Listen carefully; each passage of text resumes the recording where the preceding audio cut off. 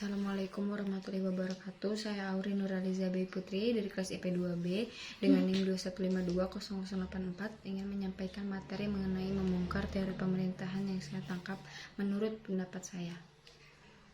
Secara aksiologi, ilmu pemerintahan mempunyai 3 tujuan dan mempunyai manfaat. Yang pertama yaitu teleologi, yang artinya tujuan atau misi besar. Prinsipnya yakni mengutamakan pemerintahan agar pemerintahan lebih kuat, kemudian rakyatnya berdaulat, dan juga warganya yang bermartabat. Maksud dari teleologi pemerintah kuat yang pertama yaitu transparansi, yang dimana transparansi merupakan proses keterbukaan menyampaikan informasi atau aktivitas yang dilakukan. Harapannya agar pihak-pihak eksternal yang secara tidak langsung ikut bertanggung jawab dan ikut memberikan pengawasan.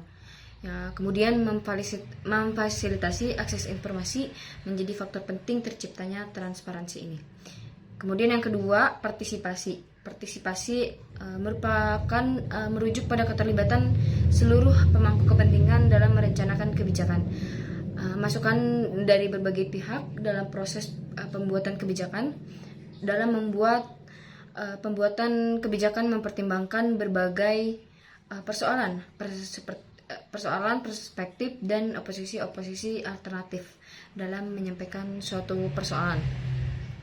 Proses partisipasi membuka peluang bagi pembuat kebijakan untuk mendapatkan pengetahuan baru, mengintegrasikan harapan publik ke dalam proses pengambilan kebijakan, sekaligus mengantisipasi terjadinya konflik sosial yang mungkin dapat muncul.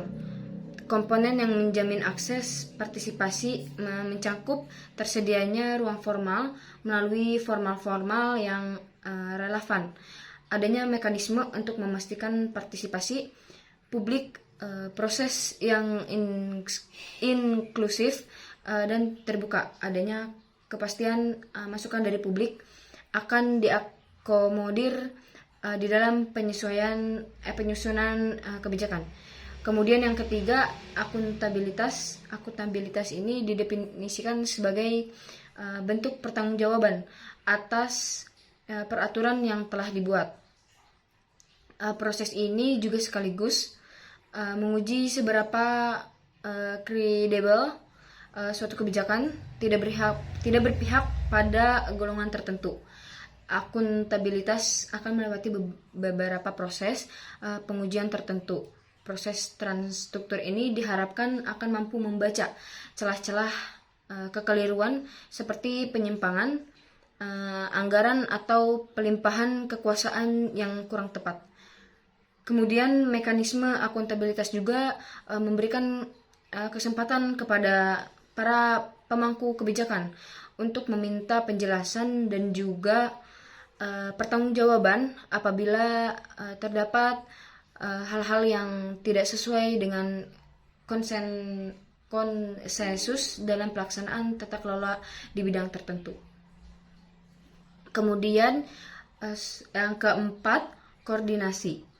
Koordinasi merupakan sebuah mekanisme yang memastikan bahwa seluruh pemangku kebijakan yang memiliki kepentingan bersama telah memiliki kesamaan pandangan. Kesamaan pandangan ini dapat diwujudkan dengan mengintegrasikan visi dan misi pada masing-masing lembaga. Koordinasi juga menjadi faktor yang sangat penting karena kekacauan koordinasi dapat menyebabkan efisiensi dan efektivitas kerja menjadi terganggu. Sekian, terima kasih.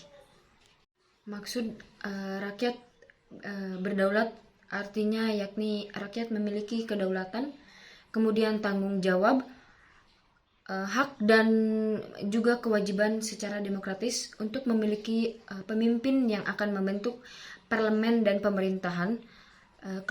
Kedaulatan rakyat tersebut diwujudkan melalui penyelenggaraan pemilihan umum. Seperti itu. Selanjutnya, Maksud dari warga bermartabat, yakni berperilaku hidup berdasarkan nurani yang menjunjung tinggi kebenaran, kemudian keadilan, kemudian menghargai hak asasi manusia, menguasakan perdamaian, dan juga melestarikan keutuhan ciptaan. Kemudian aksiologi dalam pengertian mobilitas sosial, di mana artinya mobilitas yang sedang dalam proses pembelajaran dan berkompeten untuk hidup mendapatkan lebih layak mendapatkan kehormatan.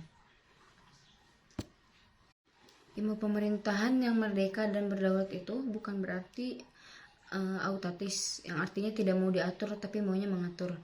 Ilmu pemerintahan tidak seperti itu, melainkan ilmu pemerintahan itu berhubungan dengan negara, pemerintah, masyarakat, dan juga pasar. Karena ilmu pemerintahan itu kepentingan orang banyak dan keamanan orang banyak. Kemudian kita ingin memuliakan atau mengutamakan dan juga memperkuat pemerintah agar fungsi-fungsi pemerintah terjalan dengan baik, yaitu terutama ada dua. Yang pertama yaitu ada perlindungan atau protecting, yang kedua yaitu distribusi atau membagi. Fungsi pemerintah yaitu protecting, yakni pemerintah melindungi negara untuk melindungi tanah air, bangsa, masyarakat, alam, warga, lingkungan. Contohnya seperti perlindungan hukum tentang kekerasan pada korban kekerasan dan juga gejala COVID-19 saat ini. Kemudian yang kedua yaitu distribusi atau membagi, adalah pembagian kekuasaan, kekayaan, uang, kemudian pelayanan politik. Contohnya seperti kalau pemerintah mengumpulkan sumber daya, misalnya pajak, lalu dibagikan kepada rakyat. Sekian, terima kasih. Kita harus mendorong supaya pemerintah kita harus kuat, dan yang harus memerintah itu adalah pemerintah, bukan birokrat, bukan teknokrat, dan juga bukan pasar, tetapi pemerintah yang berdiri sendiri dengan tegak. Kemudian pemerintah juga ilmu yang mandiri, berdiri sendiri, kemudian lepas dari politik. Lalu perlu diingat pula bahwa rakyatlah yang membentuk suatu pemerintah. Kemudian pemerintah bersifat publik, interaksi antar orang ke orang yang lebih luas, tidak hanya ruang privat. Kepentingan pribadi itu tetap ada, namun akan tetapi mekanisme pengaturan bagaimana yang publik, bagaimana yang private, artinya yang publik tidak harus masuk ke dalam ranah pribadi, kemudian yang ranah private tidak harus pula masuk ke dalam ranah publik. Ciri khas ilmu pemerintahan itu secara konsep pemerintahan itu termasuk dalam Anglo-Saxon akan tetapi kontinental bahkan kolonial. Konsepnya Anglo-Saxon ini isinya mengenai tidak melahirkan campuran yang baik, campuran yang dimana seperti kita harapkan secara tegas dalam kontinental.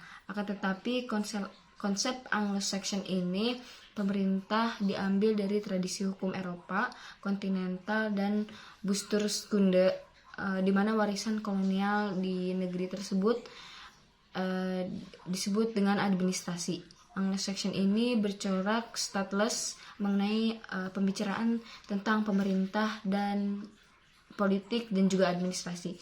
Kemudian inti yang sebenarnya menjadi isi pemerintah itu adalah administrasi, namun mereka tetap tidak mengakuinya. Cukup sekian di mana saya menjelaskan materi yang saya tangkap atau saya cerna dari video yang berjudul Membongkar Ilmu Pemerintahan. Mohon maaf apabila saya ada salah kata atau salah ucap. Sekian, terima kasih. Wassalamualaikum warahmatullahi wabarakatuh.